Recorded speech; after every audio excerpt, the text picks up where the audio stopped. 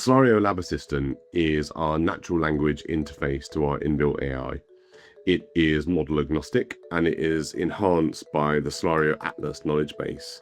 And Cellario Atlas is really important because it encompasses all of the knowledge that HighRes has accumulated over the past 20 years about devices, how they operate, what they're good for, how we build systems, how we build protocols, and all the different kinds of science that we've interacted with over that period of time, among many other things. And it's that Atlas capability that really allows Lab Assistant to work as your daily co-pilot in carrying out activities from interrogating what your lab might do, right through error handling and troubleshooting, all the way to protocol building for our scheduler and for workflow building for our orchestrator. With Lab Assistant, we can do things like ask it around the different kind of systems and capabilities we have in our lab. One example of that might be, tell me about all my systems and the science I can achieve. Here it's going to interrogate all of the different capabilities on the systems I have available. If I look at this context-sensitive menu at the bottom, this is actually just showing me the 4 different integrated systems and one setup of manual devices that I have in this particular laboratory, and you can see it's quite a capable set of systems I have. So imagine the scenario right now where I am new to a laboratory and I want to understand all the capabilities that might be available to me. I can just ask Lab Assistant to figure that out for me. What it's doing here is it's using some tools to interrogate all of the different Cellario Scheduler instances about the different devices that are available to it. It's also then going to look at which protocols are available, and from using that in conjunction with the Cellario Atlas knowledge base, it's going to infer what kind of science can be done in each of these platforms. So here it's saying across the set of systems, it's supporting these particular scientific areas, such as high-throughput screening, genomics and molecular biology, cell engineering and maintenance, antibody discovery and immunoassays, as well as qPCR development, which you know is what the manual group of systems is set to do. And it even then breaks this down into some simple table forms, where it's going to show us the scientific focus, the kind of capabilities that it has, and also pull out some of the protocols that exist on those platforms. And we can go into as much depth here as we want. Lab Assistant tends to give you a very verbose set of responses. So we can even go a little bit further than that.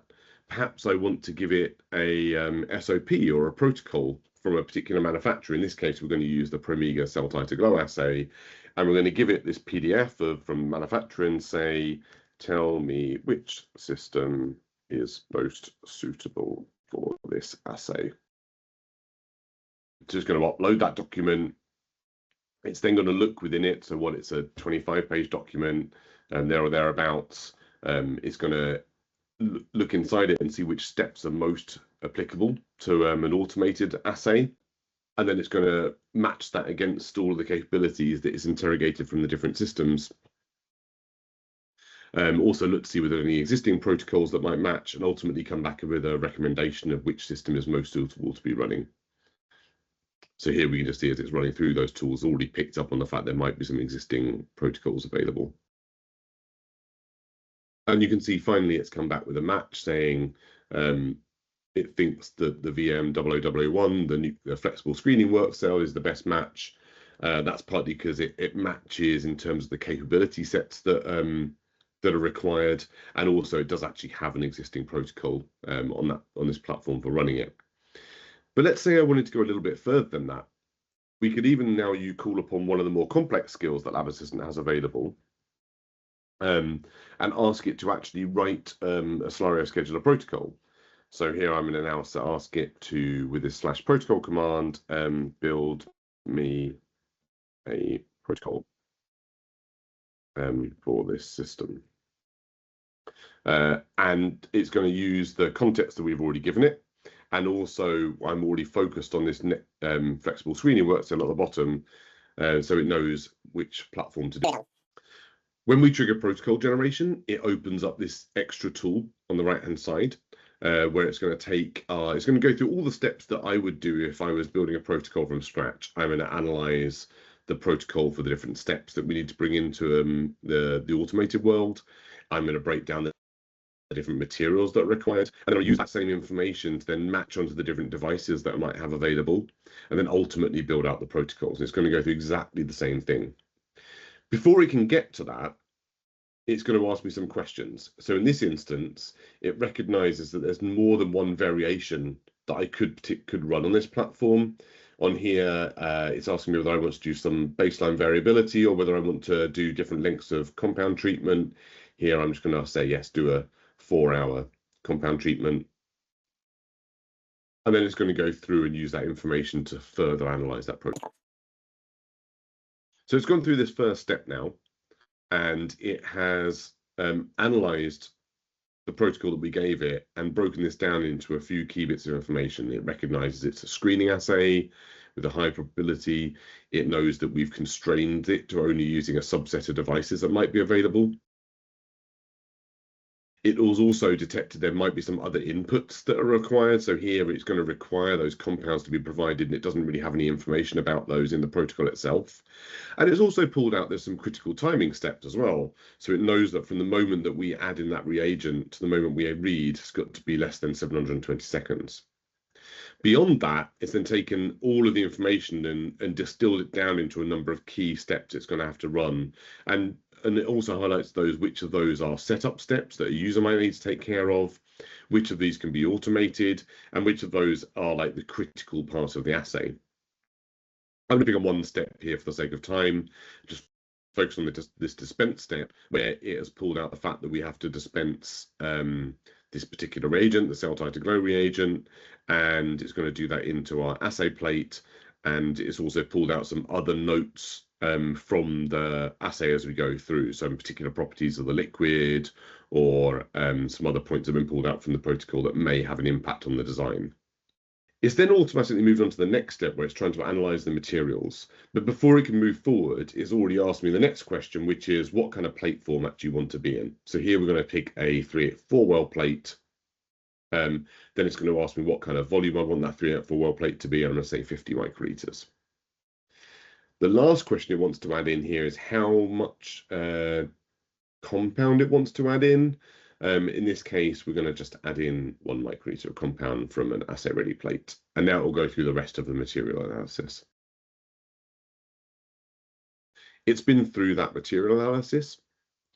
And you can see what it breaks down here is information such as which reagents are needed, like the CellTiter-Glo reagent that we talked about as a step in the last part of the process. Now it's gone a little bit further and now it understands what the total volume might be required, its estimation of what the overage might be per plate, recommending perhaps this needs to be in a reservoir.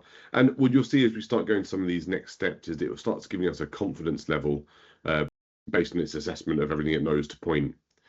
It'll also highlight some physical constraints. In this instance, it's just pulling out something interesting here that this reagent is light sensitive, which is maybe something I can't deal with on an automated system that easily.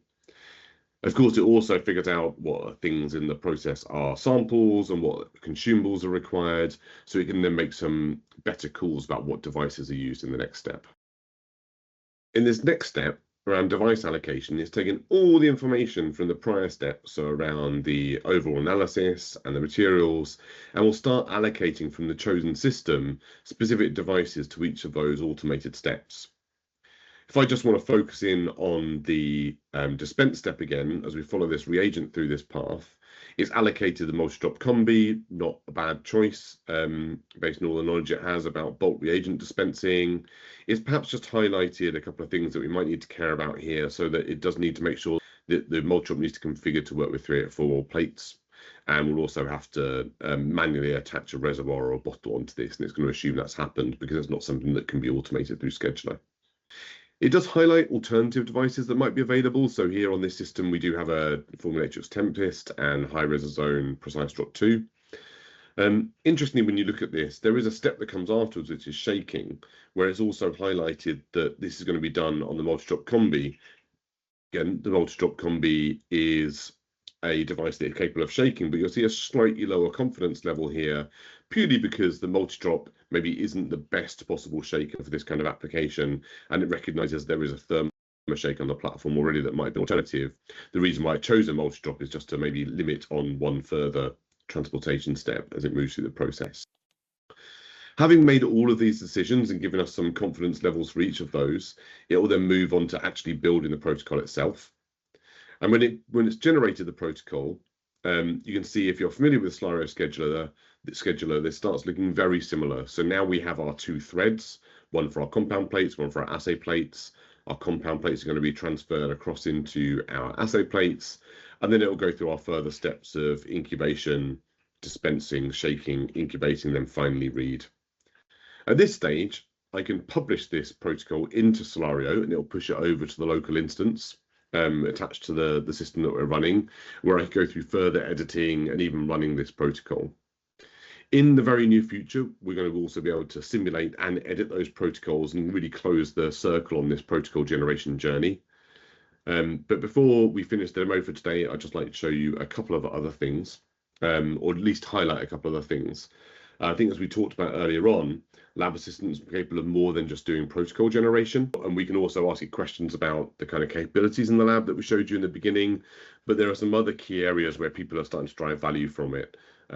Interrogating system states, understanding errors, and even going as far as using specific skills to guide through people how to troubleshoot error states and resolve them.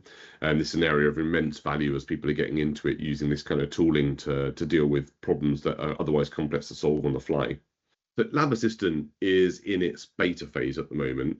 If you want to learn more about the product, then please get in contact and we'll be happy to share more information with you. If you want to join our beta program, we can have a discussion about that as well. This is a fast-moving product, part of our platform. And so please keep an eye out for more developments. We'll be sharing more as they come through over the coming months.